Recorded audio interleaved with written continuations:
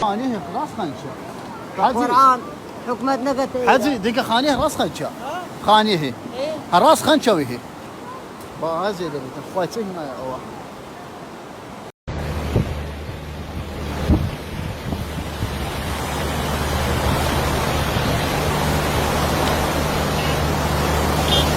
كاك مقصودي برزة واخير من مصيبة تمثليها